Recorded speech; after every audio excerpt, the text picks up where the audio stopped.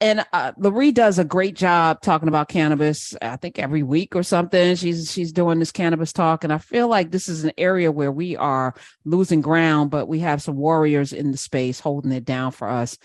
Of course, Seena Ghaznavi is here. I forgot to mention that. Seena Now, Fraudsters, and joining us is the new counsel at Ice Miller and cannabis connoisseur and expert. Let me welcome back to the show, Amber Littlejohn. Hey. Good afternoon, Karen. It's a pleasure to be back with you. Pleasure to have you come and talk to us about what is new in the space of cannabi. Well, I heard Smith said it's cannabises. It's just like that's the plural cannabises.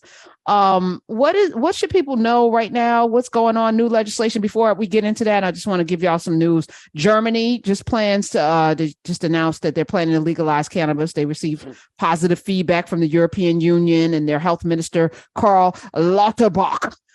He announced that there's a bill to legalize cannabis and it would be introduced in the coming weeks.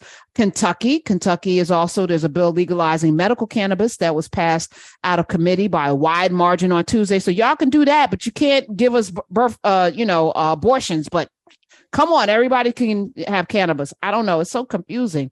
Amber, help us make sense of this. Yeah, so the exciting thing about Germany is that actually could have implications for the whole EU. So while the Brits may be falling behind, yay Brexit, the rest of the EU could actually be kind of getting in line and really putting us in the US way behind the mark.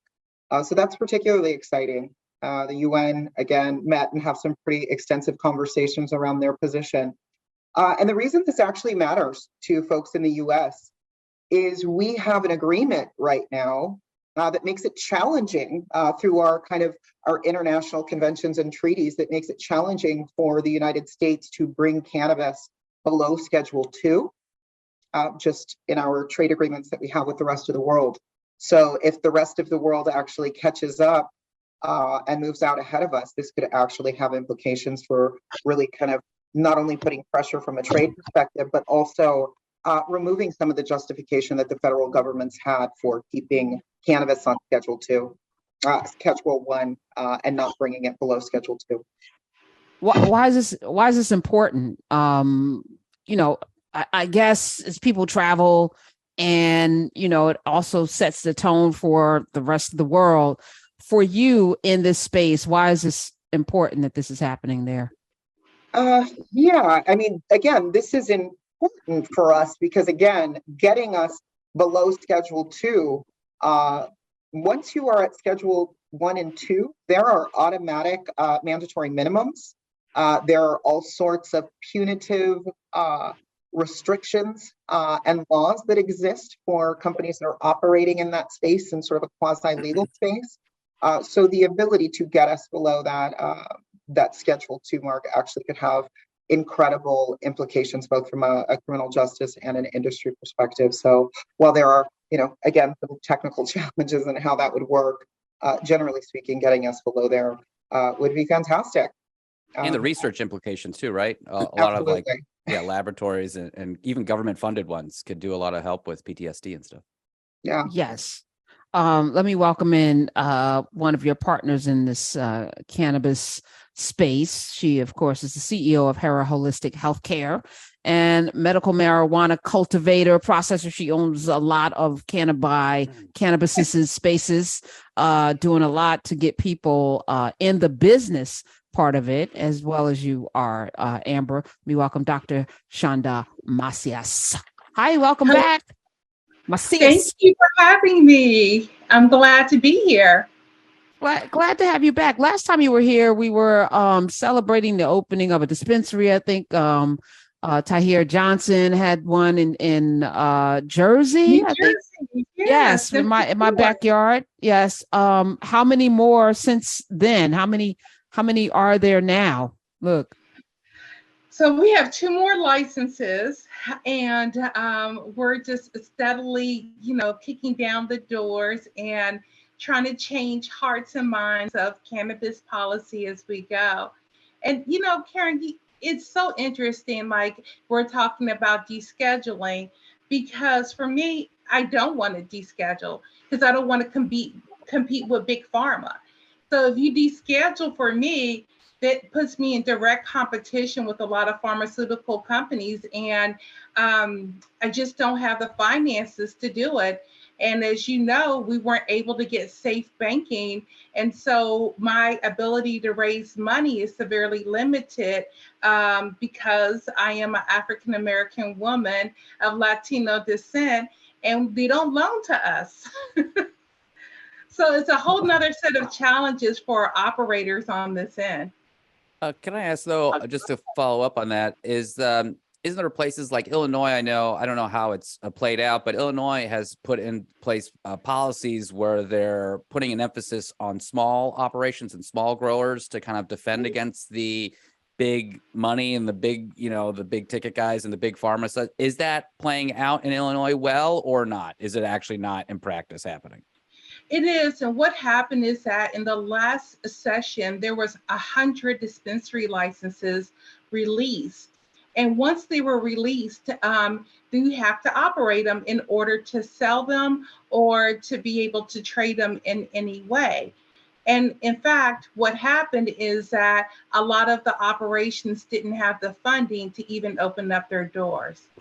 So this is just all BS again. It's all fun and games.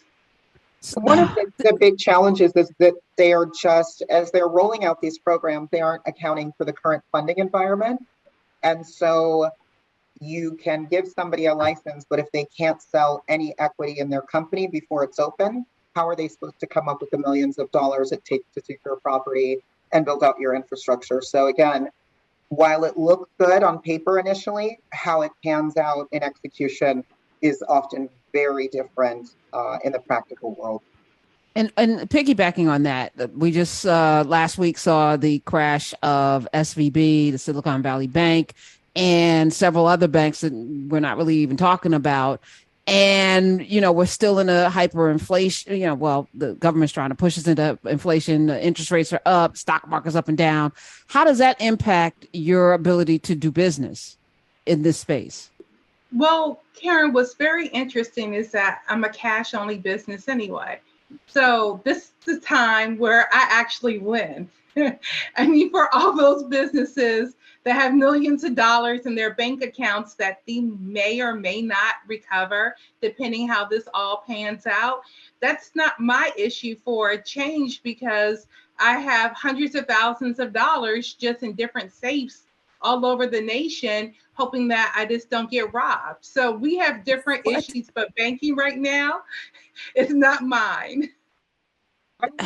I just have to say this for the record, because the day that Silicon Valley Bank failed, where I'm from, just down the road, there is one of the largest migrant farmer communities. A levee broke, killing 2 people and displacing thousands of migrant farm workers and their families, and it was not a blip. So again, when you talk about infrastructure failures, I care more about the farmers.